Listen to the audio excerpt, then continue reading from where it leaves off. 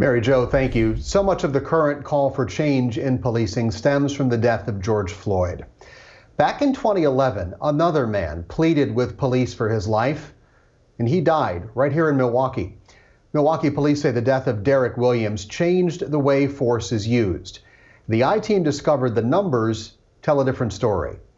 We do want to warn you, some of the video in this report could be disturbing.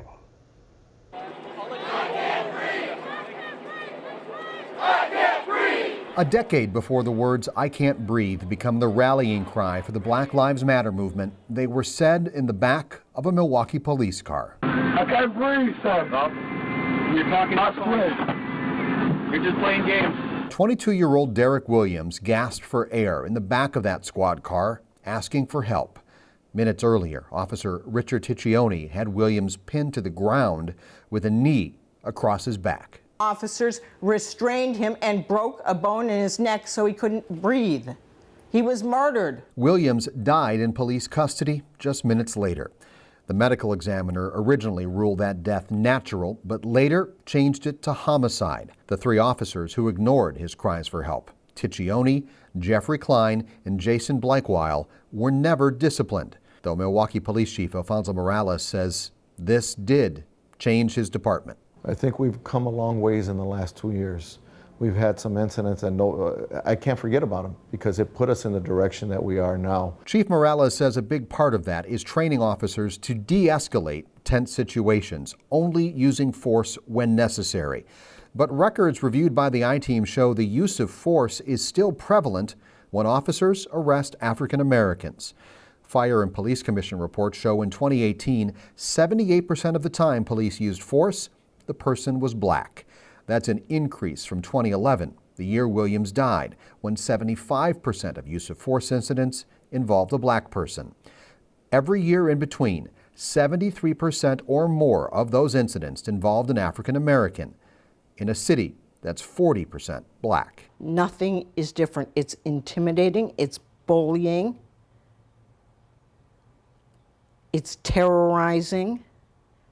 You can't terrorize a community into lawfulness.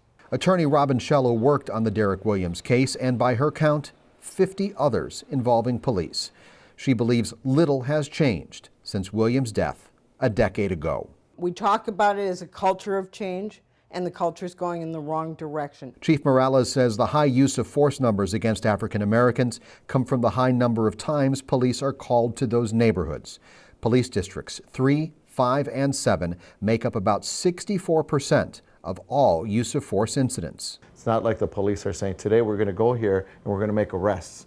So a lot of those arrests are activated by calls for service where police are responding there, whether it's for a felony all the way down to a noise nuisance.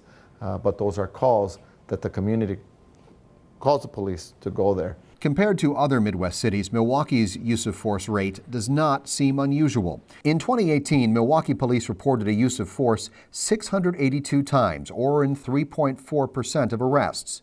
Indianapolis police used force a total of 1,397 times, about 4%. In St. Louis, 3%, and in Cleveland, 2.1% of their 2018 arrests. Attorney Robin Shello says even that much force is too much. We have to start at the beginning. Are we hiring people who are capable of empathy, and can they talk themselves and other people into a safer situation?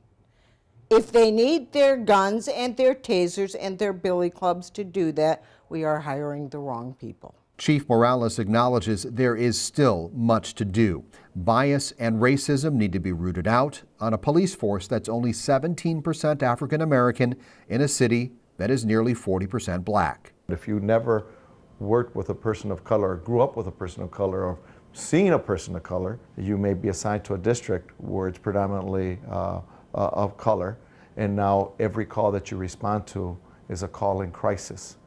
It can have a negative impact on your opinions, and those opinions can grow year after year. So, what's your last name? I can't breathe.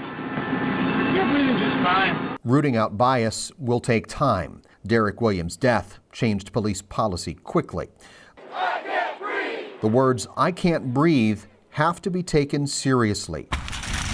Medical help now needs to be called immediately. And Officer Richard Ticcioni, who put his knee across Williams' back and then ignored his cry for help, Ticcioni is still on the force, promoted to detective in 2016. Again, all three officers involved in the Derek Williams case were cleared of any wrongdoing. They were not disciplined. Use of force data for the Milwaukee Police Department is only available through the year 2018. The I-Team is continuing to look in the Milwaukee Police policies, including their use of force. If you have a tip, email us, iteam@tmj4.com.